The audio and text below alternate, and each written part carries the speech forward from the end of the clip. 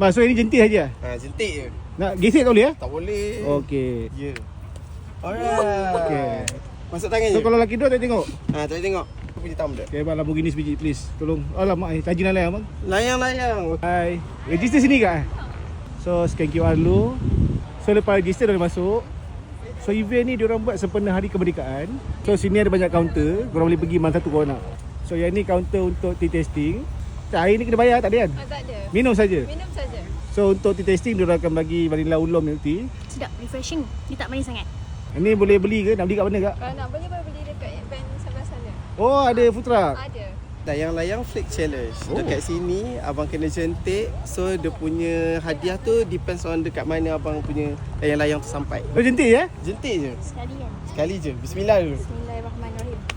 Allah. Allah. Loh. Lagi. Kenapa? Kena tu tak kena. Okay.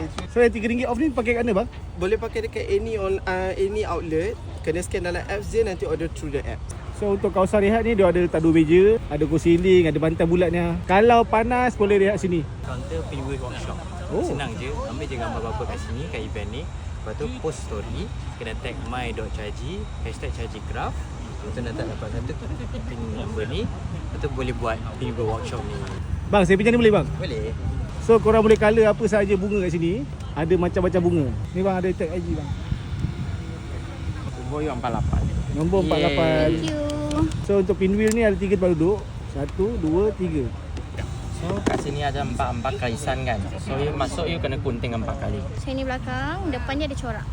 So dia bagi stick untuk korang cantumkan semua ni, masukkan dalam ni. Dan yang ni stick panjang ni korang attach kat belakang ni. Okay dah siap, boleh pasang kat 125. Hai bang. Hai. Duda macam mana buat? Duda ni dicanting je. Dia tak perlu fikir cantik ke tidak, jadi ke tidak. Yang penting kita dapat gerakkan tangan, kita dapat luahkan perasaan. Pejam mata, canting je. Dia lukis hantu boleh bang Boleh, tak ada masalah. Hantu gaya bang lukis.